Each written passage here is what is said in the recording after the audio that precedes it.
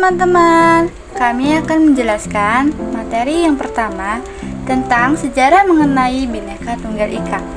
Dan materi yang kedua yaitu bagaimana hubungan antara keberagaman bangsa Indonesia dan semboyan Bhinneka Tunggal Ika. Sejarah mengenai Bhinneka Tunggal Ika. Arti Bhinneka Tunggal Ika apabila diterjemahkan kata demi kata, maka kata Bhinneka artinya beraneka ragam, kata tunggal artinya satu, dan kata ika artinya itu. Sehingga Bhinneka Tunggal Ika artinya beraneka ragam itu satu, atau arti Bhinneka Tunggal Ika adalah berbeda-beda tetapi tetap satu juga. Pengertian Bhinneka Tunggal Ika adalah semboyan Negara Kesatuan Republik Indonesia yang tertulis pada Lambang Negara Indonesia Garuda Pancasila. Istilah Bhinneka Tunggal Ika diambil dari Kitab Sutasoma karangan Empu Tantular yang dikarang pada abad ke-14. Semboyan Bhinneka Tunggal Ika berasal dari bahasa Jawa kuno dengan menggunakan aksara Bali. Kutipan kalimat Bhinneka Tunggal Ika terdapat dalam petikan Pupuh 139 bait 5 pada Kitab Sutasoma. Kitab Sutasoma Pupuh 139 bait 5 yang berbunyi, Ruwane kadatu winus Buddha wiswa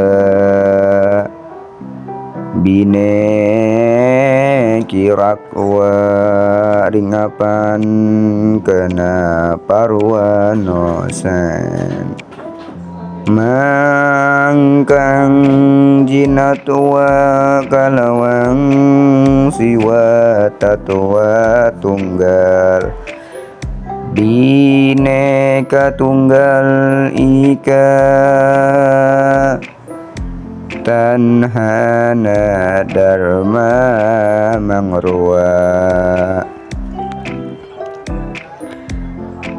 Arti dari bunyi tersebut adalah konon antara ajaran Buddha dan Hindu berbeda, namun kapan Tuhan dapat dibagi-bagi? Sebab kebenaran Jina dan Siwa adalah tunggal. Berbeda itu tapi satu, jualah itu. Tak ada dharma, jalan kebaktian, kebaikan yang mendua tujuan. Selain itu, keberadaan semboyan Bhinneka Tunggal Ika memiliki arti yang sangat penting bagi Negara Kesatuan Republik Indonesia. Berikut ini 3 arti penting Bhinneka Tunggal Ika bagi bangsa Indonesia. Yang pertama, sebagai pendorong lahirnya nasionalisme Indonesia. Bhinneka Tunggal Ika berarti berbeda-beda tetapi tetap satu jua. Artinya, meskipun bangsa dan negara Indonesia beraneka ragam, suku bangsa yang memiliki kebudayaan yang bermacam-macam serta beraneka ragam kepulauan, namun merupakan suatu persatuan, yaitu bangsa dan negara Indonesia. Yang kedua, penyemangat untuk membangun Indonesia yang lebih maju. Bhinneka Tunggal Ika merupakan semboyan negara Indonesia sebagai dasar untuk mewujudkan persatuan dan kesatuan Indonesia. Setiap warga negara dapat menerapkannya dalam kehidupan sehari-hari. Yang ketiga, benteng persatuan bangsa dan negara Indonesia di era globalisasi. Jadi, Bhinneka Tunggal Ika selamanya akan tetap relevan bagi kehidupan bernegara di Indonesia. Adanya globalisasi harus dihadapi secara selektif dengan mengedepankan rasa persatuan bangsa Indonesia dengan Bhinneka Tunggal Ika.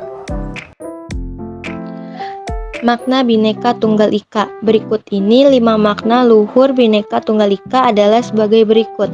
Yang pertama, bangsa Indonesia menyadari bahwa keragaman baik suatu bangsa, agama, ras antar golongan bukan merupakan satu pemecah, melainkan faktor potensi atau modal terbentuknya persatuan dan kesatuan Indonesia. Kedua, bangsa Indonesia menyadari bahwa semboyan Bhinneka Tunggal Ika mendorong lahirnya persatuan dan kesatuan Indonesia yang semakin kokoh karena pengalaman sejarah, bahwa semangat kedaerahan hanya akan memecah belah bangsa Indonesia hingga mudah dikuasai oleh bangsa lain. Yang ketiga, bangsa Indonesia menyadari bahwa di tengah arus globalisasi yang sangat cepat dan terjadinya percampuran budaya diperlukan penyaringan agar persatuan dan kesatuan bangsa tetap utuh dan semangat berbeda, tetapi tetap satu atau Bhinneka Tunggal Ika. 4. Bangsa Indonesia menyadari sepenuhnya bahwa Bhinneka Tunggal Ika merupakan salah satu pilar selain UUD NRI. Yang kelima, tahun 1945 dan NKRI demi kokohnya kehidupan bangsa dan negara Indonesia. Sejarah Bhinneka Tunggal Ika. Sejarah Bhinneka Tunggal Ika dirumuskan oleh para pendiri bangsa jauh sebelum Indonesia merdeka. Dilansir situs Pemerintahan Kabupaten Badung, sejarah Bhinneka Tunggal Ika dimulai menjadi bahan diskusi terbatas antara Muhammad Yamin, I Gusti Bagus Sukriwo dan Bung Karno di sela-sela sidang BPUPKI sekitar 2,5 bulan sebelum proklamasi kemerdekaan Indonesia. Setelah beberapa tahun kemudian, semboyan Bhinneka Tunggal Ika dimasukkan ke dalam rancangan Lambang Negara Republik Indonesia dalam bentuk burung Garuda. Lambang Negara Garuda Pancasila itu dirancang oleh Sultan Hamid II dari Pontianak. Lambang Negara Garuda Pancasila dan semboyan Bhinneka Tunggal Ika secara resmi digunakan pada tanggal 11 Februari 1950 dalam sidang Kabinet Republik Indonesia Serikat. Selanjutnya, Lambang Negara Pancasila beserta semboyan Bhinneka Tunggal Ika diperkenalkan pada tanggal 17 Agustus 1950. Selanjutnya, kita akan memasuki pembahasan materi kedua, yaitu bagaimana hubungan antara keberagaman bangsa Indonesia dan semboyan Bhinneka Tunggal Ika. Hubungan antara keberagaman bangsa Indonesia dan semboyan Bhinneka Tunggal Ika. Hubungan antara keberagaman bangsa Indonesia dan semboyan Bhinneka Tunggal Ika memiliki terkaitan yang sangat amat erat. Semboyan ini diterjemahkan atau diartikan sebagai berbeda-beda tetapi tetap satu, atau meski berbeda tetapi satu juga. Hubungan persatuan dan keberagaman sangat penting dimiliki negara yang masyarakatnya majemuk agar tidak terjadinya perpecahan dan konflik. Karena sesungguhnya walaupun berbeda-beda, kita semua adalah warga negara yang tinggal di tanah air Indonesia. Maka dari itu, ada baiknya kita memaklumi dan memahami perbedaan dengan cara toleransi. Berikut adalah hubungan antara keberagaman bangsa Indonesia dan semboyan Bhinneka Tunggal Ika. Antara lain, yang pertama, cerminan keberagaman. Yang kedua, semangat persatuan dan keberagaman. Yang ketiga, prinsip keberagaman sebagai kekuatan. Yang keempat, pilar Pancasila. Yang kelima, perlambang Garuda Pancasila. Yang keenam, pendorong toleransi dan kerukunan. Selanjutnya, bagaimana mencapai persatuan dalam keberagaman? Salah satu cara mencapai persatuan dalam keberagaman adalah dengan cara berpikir multikulturalisme, dikutip Bidawi 2015 dalam buku berjudul Wawasan Kebangsaan yang ditulis Bambang Yuniarto. Pandangan multikulturalisme adalah setiap budaya memiliki nilai dan status yang sama dengan budaya lainnya. Selain itu, kepercayaan atau nilai yang dipegang seseorang harus dilihat dari sudut pandang orang itu sendiri. Tantangan dalam menjaga persatuan dalam keberagaman. Menjaga persatuan memang tidak semudah mengucapkannya. Ada beberapa tantangan yang bisa menghambat persatuan masyarakat. Di antaranya yang pertama yaitu tantangan internal. Berikut ini tantangan-tantangan internal yang dihadapi dalam menjaga persatuan dan keanekaragaman. Yaitu keanekaragaman. Hal utama yang menjadi tantangan adalah perbedaan itu sendiri. Di antara banyaknya masyarakat, sangat sulit untuk mengedukasi satu persatu mengenai pentingnya toleransi. Maka dari itu, pelajaran tentang toleransi harus diberikan sejak dini. Selanjutnya ada radikalisme. Radikalisme adalah suatu paham yang dibuat oleh sekelompok orang yang menginginkan perubahan tatanan sosial atau politik, tapi menggunakan cara yang anarkis. Tentunya hal ini sangat berbahaya untuk masyarakat lainnya. Selanjutnya yaitu kurangnya edukasi toleransi.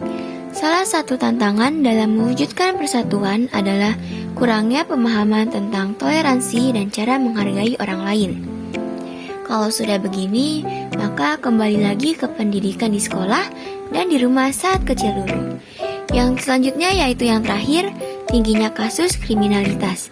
Kriminalitas adalah tindakan yang bertentangan dengan semboyan dan nilai bangsa. Dengan tingkat kriminalitas yang tinggi, masyarakat jadi sulit percaya dengan satu sama lain. Tantangan yang kedua yaitu tantangan eksternal. Selain tantangan internal, tantangan eksternal juga dapat mengancam keberagaman dan persatuan. Berikut beberapa di antaranya yaitu globalisasi. Globalisasi adalah proses masuknya hal-hal baru dari negara lain. Dengan adanya globalisasi, kita bisa mendapatkan informasi lebih mudah dan budaya barat juga akan lebih mudah masuk. Selanjutnya yaitu intervensi negara asing. Adanya ikut campur negara asing dalam mengatasi masalah dalam negeri juga bisa berujung pada perpecahan. Solusi untuk mengatasi tantangan persatuan dalam keberagaman. Pertama, solusi mengatasi tantangan internal. Untuk mengatasi masalah internal, diperlukan pendidikan mengenai toleransi dan rasa menghargai sejak dini, terutama di lingkungan sekolah dan keluarga. Yang kedua yaitu solusi mengatasi tantangan eksternal. Cara untuk mengatasi globalisasi adalah menyaring budaya asing yang masuk, apakah sudah cocok dengan nilai budaya kita atau tidak. Kampanye cinta budaya dan produk dalam negeri juga bisa dilakukan. Peran pemerintah dalam menjaga persatuan dalam keberagaman. Yang pertama, mengadakan festival budaya yang boleh diikuti oleh setiap warga. Yang kedua, memberikan hak otonomi pada tiap daerah. Yang ketiga, gunanya agar tiap daerah dapat mengembangkan diri untuk meningkatkan kualitas masyarakatnya. Yang keempat, pemerataan pendidikan di seluruh wilayah. Dengan pendidikan yang merata, maka nilai kebaikan, toleransi, kerjasama, dan rasa nasionalisme dapat ditanamkan sejak dini. Yang kelima, melakukan transmigrasi penduduk. Selanjutnya ada peran masyarakat dalam menjaga persatuan dalam keberagaman. Yang pertama, masyarakat wajib menghormati HAM, moral, etika, serta tata tertib kehidupan bermasyarakat, berbangsa, dan bernegara. Yang kedua, dalam menjalankan hak, setiap orang harus patuh pada pembatasan yang ditetapkan undang-undang. Yang ketiga, setiap warga negara wajib ikut serta dalam upaya pembelaan negara. Menyelesaikan masalah dengan cara musyawarah jika permasalahan tersebut berhubungan dengan kepentingan bersama. Yang keempat, memberikan kesempatan orang lain untuk menyampaikan pendapatnya dalam sebuah forum atau musyawarah.